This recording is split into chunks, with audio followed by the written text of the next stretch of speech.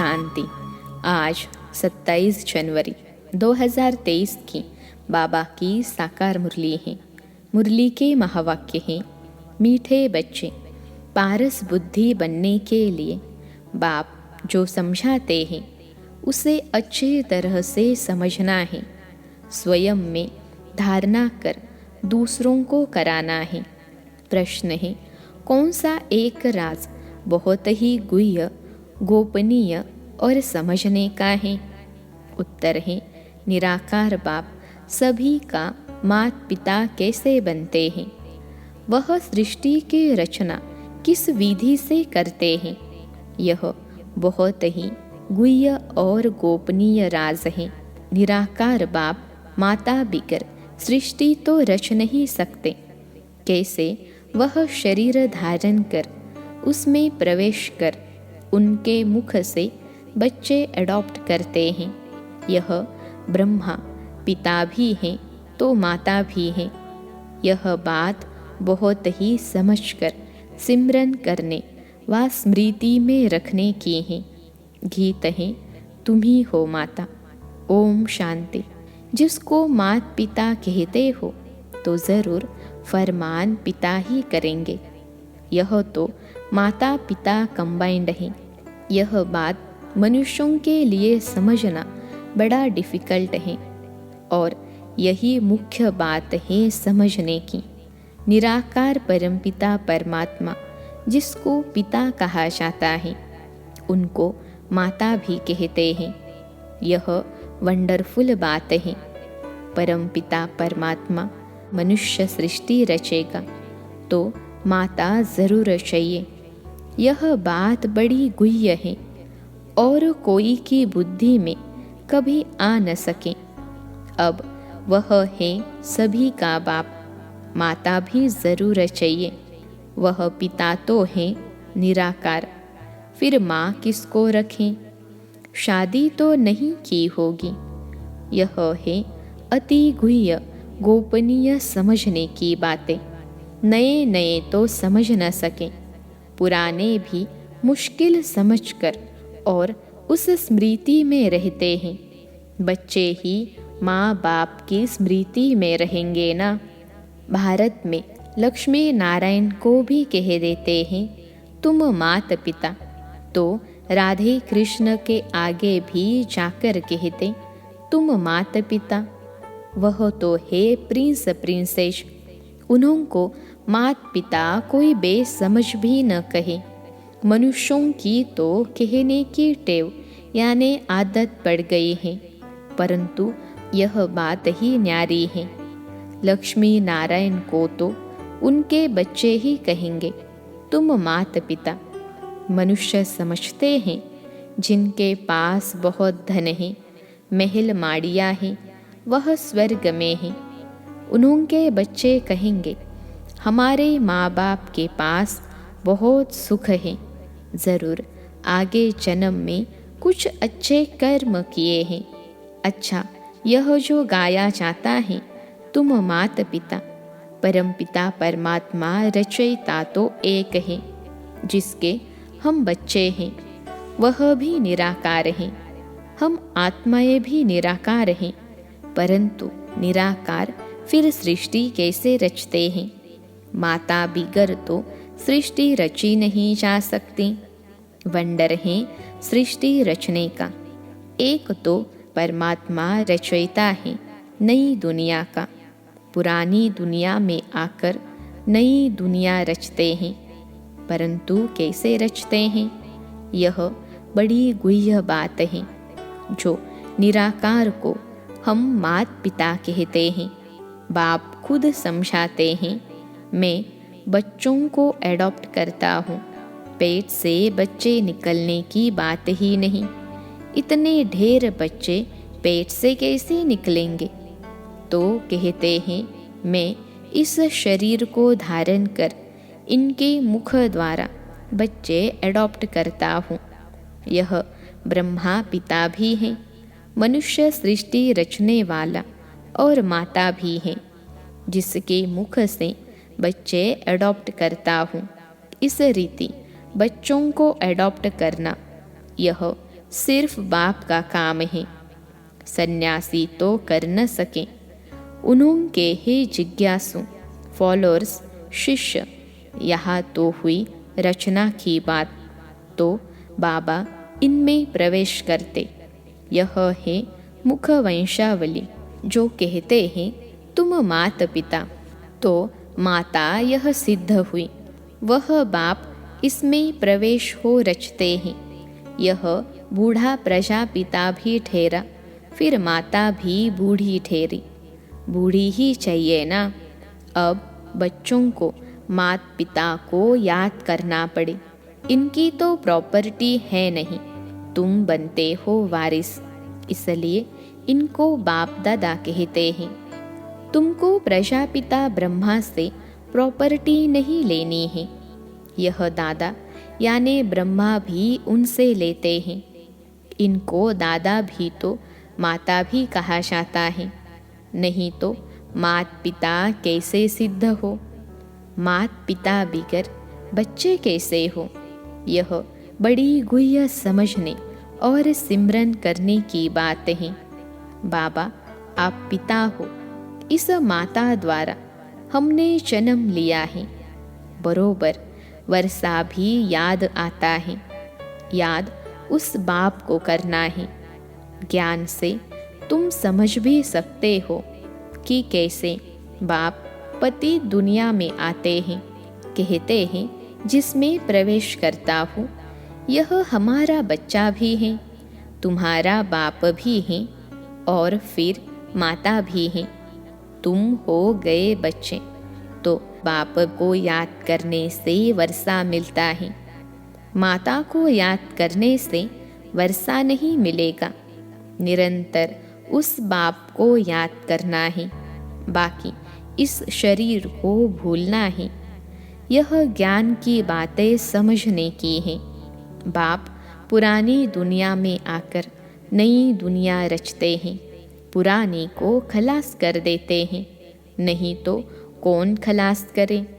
गाया भी हुआ है शंकर द्वारा पुरानी दुनिया का विनाश। यह ड्रामा में नूंद है, इसलिए गायन में भी आता है।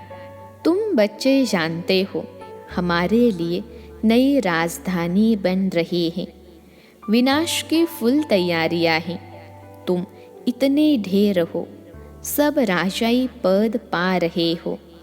ऐसे नहीं अंधश्रद्धा से मान लिया है। कोई ने कहा राम की सीता चुराई गई।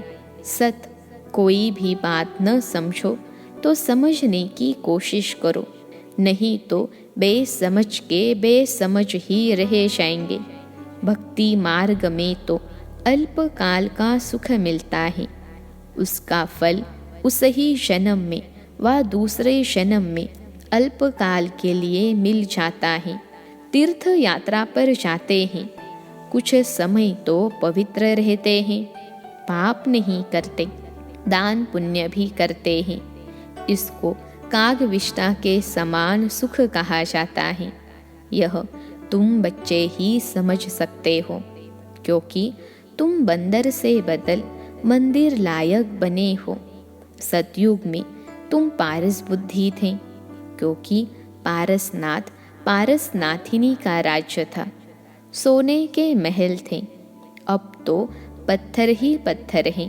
पारस बुद्धि से पत्थर बुद्धि कौन बनाते हैं? 5 विकार रूपी रावण।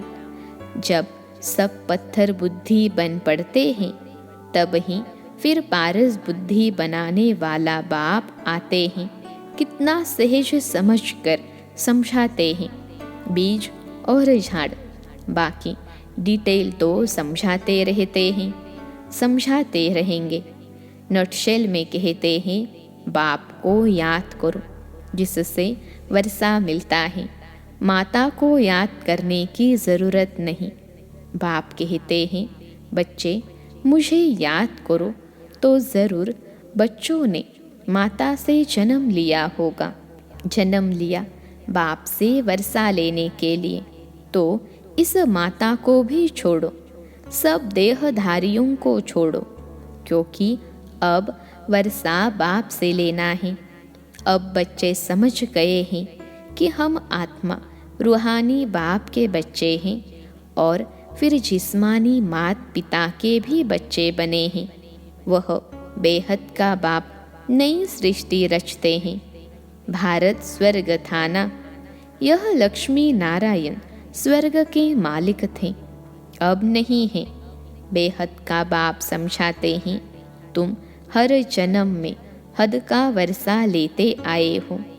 नरक में तो है ही हद का वर्षा, स्वर्ग में हद का वर्षा नहीं कहेंगे, वह है बेहद का वर्षा। क्योंकि बेहद के अर्थात सारे सृष्टि के मालिक हैं और कोई धर्म नहीं है। हद का वर्षा शुरू होता है द्वापर से, सतयुग में है बेहद का।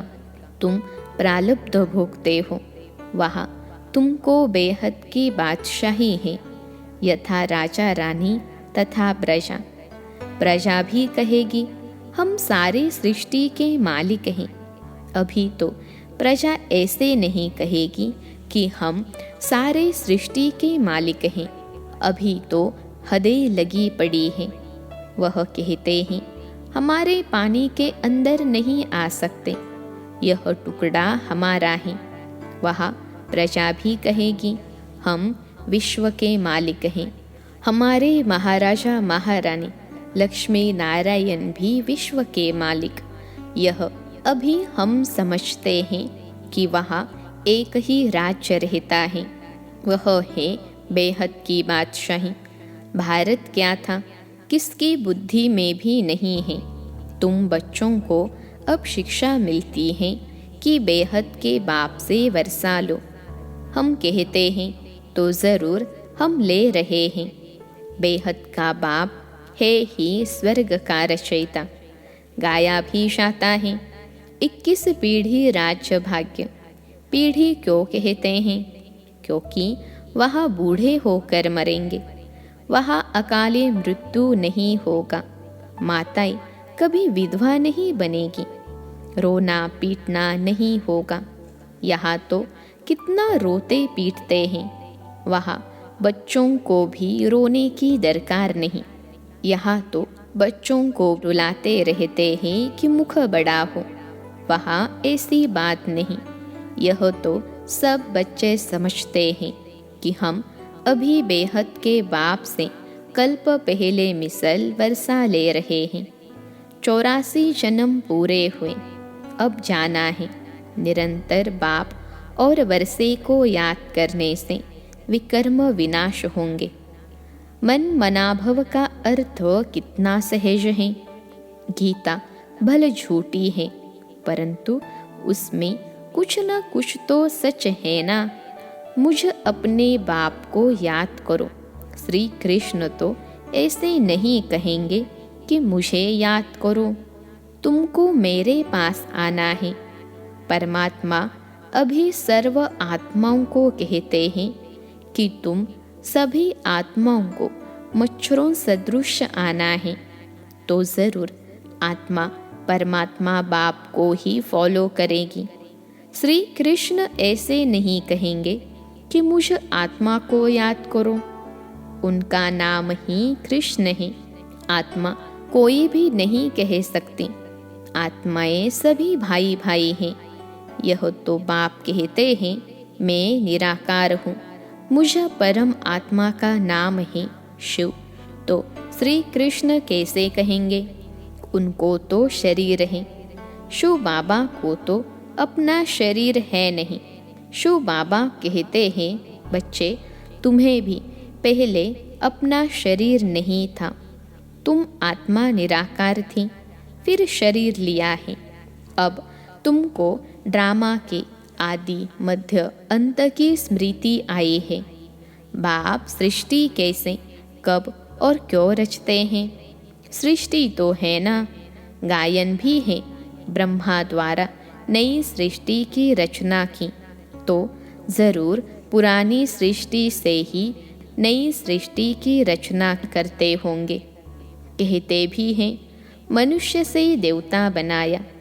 बाप कहते हैं मैं तुमको इस पढ़ाई से मनुष्य से देवता बनाता हूँ। पूज्य देवता थे, फिर पुजारी बन गए हो। मनुष्य तो समझते नहीं कि 84 जन्म कैसे लेते हैं। क्या सभी 84 जन्म लेंगे? सृष्टि वृद्धि को प्राप्त करती रहती है, तो सभी कैसे 84 जन्म लेंगे? जरूर जो पीछे आएंगे उनके जन्म कम होंगे। 25-50 वर्ष के अंदर 84 जन्म कैसे लेंगे? यह है स्वदर्शन चक्र। उन्होंने फिर स्वदर्शन चक्र को एक हथियार का रूप बना दिया है। अब तुम आत्माओं को यह स्मृति आई है कि हमने 84 जन्म ऐसे ऐसे भोगे। अभी चक्र पूरा होता है, फिर से ड्रामा को रिपीट करना है। पहले पहले आदि सनातन देवी देवता धर्म जरूर चाहिए, जो प्रायलोप हो गया है। मनुष्य कहते हैं, हे गॉड फादर रहम करो, तो बाप कहते हैं, अच्छा तुमको दुख से लिबरेट कर सुखी बनाता हूँ। बाप का काम ही है सबको सुखी बनाना, इसलिए मैं कल्प कल्प आता हूँ, आकर भारत को हीरे जैसा बनाता हूँ। वह बहुत सुखी बनाता हूँ, बाकी सबको मुक्ति धाम भेज देता हूँ। भक्त चाहते भी हैं भगवान से मिलने, क्योंकि सुख के लिए तो सन्यासियों ने कह दिया है कि यह कागविष्टा समान सुख है। और दूसरा फिर कहते, इस ड्रामा के खेल में फिर आए ही नहीं, मोक्ष को पाले। अब मोक्ष तो मिलना नहीं है, यह है बना बनाया ड्रामा। सारे सृष्टि की हिस्ट्री ज्योग्राफी को तुम बच्चे अभी जानते हो कि यह कैसे चक्र लगाती है, जिसको ही स्वदर्शन चक्र कहा जाता है। यह जो दिखाते हैं स्वदर्शन चक्र से सभी के सिर काटे, कंस वध का नाटक दिखाते हैं। ऐसे कुछ भी है नहीं, यहाँ हिंसा की बिल्कुल बात ही नहीं। यह तो पढ़ाई है, पढ़ना है, बाप से वर्षा लेना है। बाप से वर्षा लेने के लिए किसको कत्ल करते हैं क्या? वह होता है हद का वर्षा। यह है बेहद के बाप से बेहद का वर्षा लेना। गीता में लड़ाई आदि की कितनी बातें लिख दी हैं, वह तो कुछ भी है नहीं। पांडवों की लड़ाई वास्तव में कोई के साथ है नहीं। यह तो योग बल से बेहद के बाप से तुम बच्चे वर्षा ले रहे हो नई दुनिया के लिए। इसमें लड़ाई की कोई बात नहीं। अच्छा, मीठे मीठे सिखिलते बच्चों प्रति माता पिता बाप दादा का याद प्यार और गुड मॉर्निंग। रूहानी बाप की रूहानी बच्चों को नमस्ते। हम रूहानी बच्चों की सिखिलते रूहानी माता पिता बाप दादा को याद प्यार, गुड मॉर्निंग और नमस्ते बाबा नमस्ते। धारणा के लिए मुख्य सार पहली पॉइंट है, बाप से 21 पीढ़ी का वर्षा लेने के लिए निरंतर बाप और वर्षे को याद करने का पुरुषार्थ करना है। किसी भी देहधारी को याद नहीं करना है। दूसरी पॉइंट है, बुद्धि में स्वदर्शन चक्र फिराते रहना है। हम पूज्य थे, फिर पुजारी बने, 84 जन्मों का चक्र पूरा किया, फिर से ड्रामा रिपीट होना है। हमें पुजारी से पूज्य बनना है। यह स्मृति ही स्वदर्शन चक्र है। आज का वरदान है, समानता द्वारा समीपता की सीट ले, फर्स्ट डिवीजन में आने वाले विजयी रत्न भव। समानता द्वारा समीपता की सीट ले, फर्स्ट डिवीजन में आने वाले विजयी रत्न भव। विश्लेषण है, समय की समीपता के साथ साथ अब स्वयं को बाप के समान बनाओ। संकल्प, बोल, कर्म, संस्कार और सेवा सब में बाप जैसे समान बनना अर्थात समीप आना। हर संकल्प में बाप के साथ का, सहयोग का, स्नेह का अनुभव करो। सदा बाप के साथ और हाथ में हाथ की अनुभूति करो तो फर्स्ट डिवीजन में आ जाएंगे। निरंतर याद और संपूर्ण स्नेह एक बाप से हो तो विजय माला के विजय रत्न बन जाएंगे। अभी भी चांस है, टू लेट का बोर्ड नहीं लगा है। आज का स्लोगन है, सुखदाता बन अनेक आत्माओं को दुख अशांति से मुक्त करने की सेवा करना ही सुखदेव बनना है। सुखदाता बन अनेक आत्माओं को दुख अशांति से मुक्त करने की सेवा करना ही सुखदेव बनना है। अच्छा, ओम शांति।